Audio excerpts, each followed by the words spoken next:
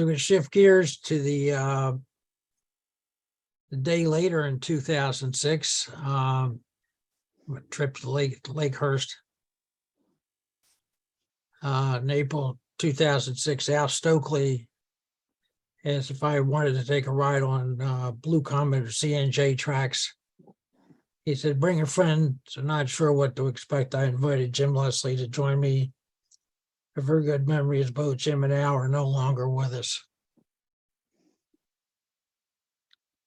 So this is Al getting ready for the trip on the,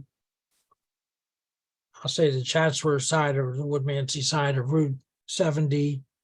Al got everything out that was going to be for our ride out of his Toyota Tercel and proceeded to assemble everything.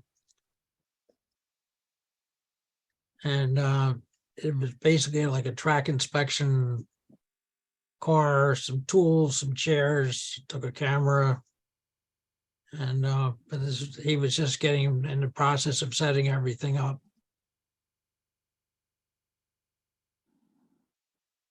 And I think this local resident wasn't even sure what was going on.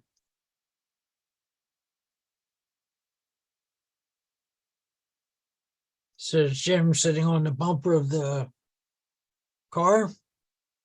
Now was putting the Briggs and Stratton motor together and pulling different things out of his car.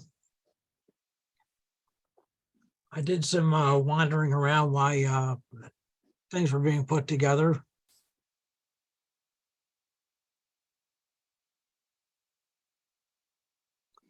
Ash pit that was still there. I haven't been out there since this trip, so I'm not sure what's still there, what's not there.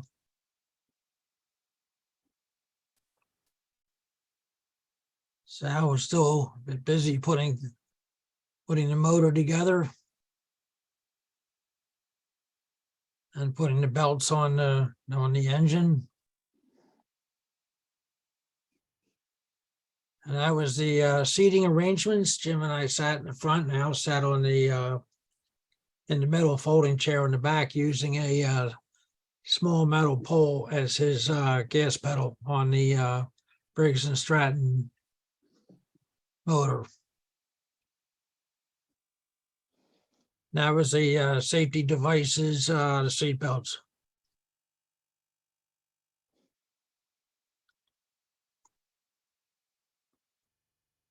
Dust mop was for knocking pebbles off the tracks. We had a couple shovels. We had a weed whacker, had some pruners. Al was ready for everything. And here we are ready to take off.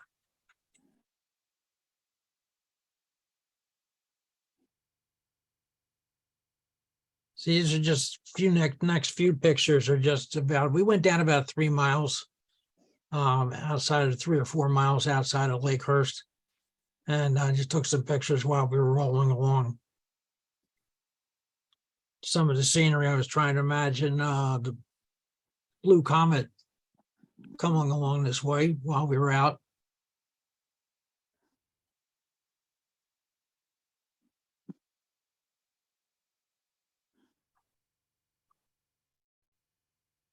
Then we were getting ready to go through some higher grass. So Al wanted to make some adjustments for that. Can't recall actually what he did, but jumped off and took a picture or two.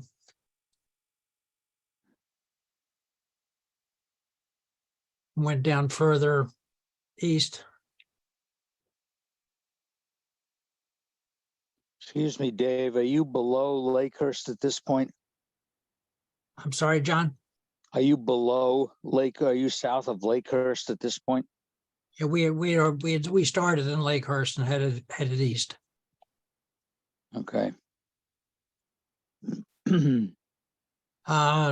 Here we had to do some maintenance of way work. I guess the road to a sand pit or something, or maybe where people went out with their off-road vehicles, but we had to clear the tracks to keep going. Al jumped in also and was supervising me as I was trying to do my part. And we were on our way in a few minutes. And some of the terrain that we rode through.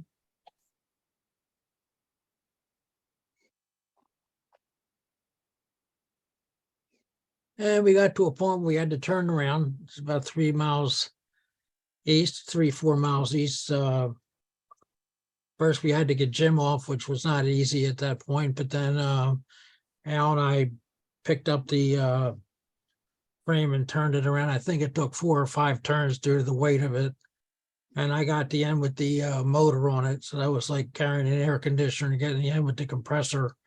But we were able to turn around and get back on to head back up into Lakehurst. And there's Al. We're just looking towards Lakehurst at this point before we headed back.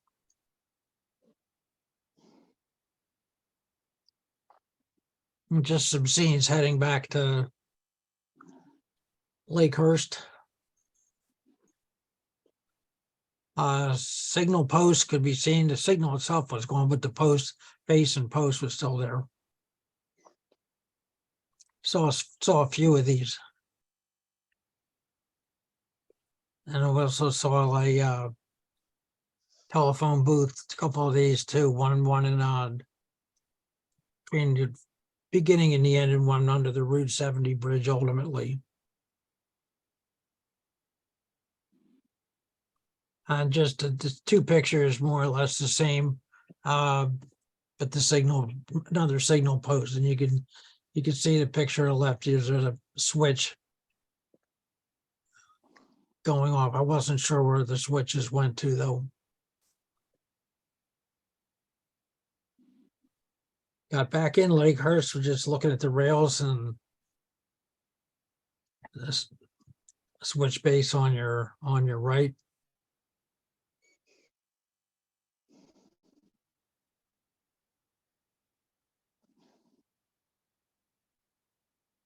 And Al proceeded to take everything apart and put everything back in the car. The dust mop, somewhere along the way, we lost the dust mop head, which was a mystery because we stopped and Al and I got off and looked for the dust mop head, never found it.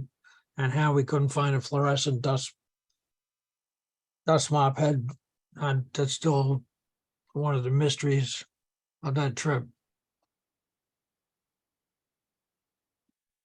Now it's just showing what powered our trip. Thankfully, we never needed to use the weed whacker or the pruners or the saw, just the shovels.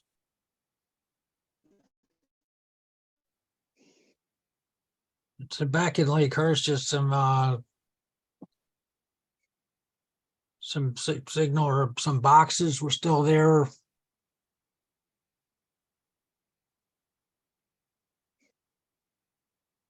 And that's behind here is the Route 70 bridge,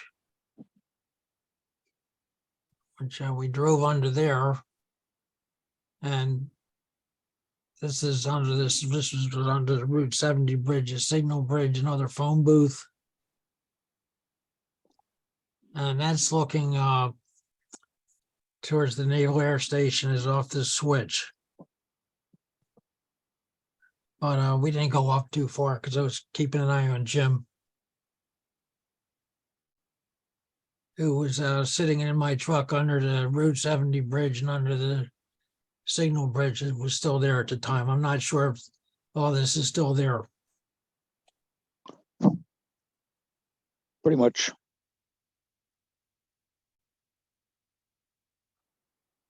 And that's right up next to the, I could see this as you were driving across the bridge.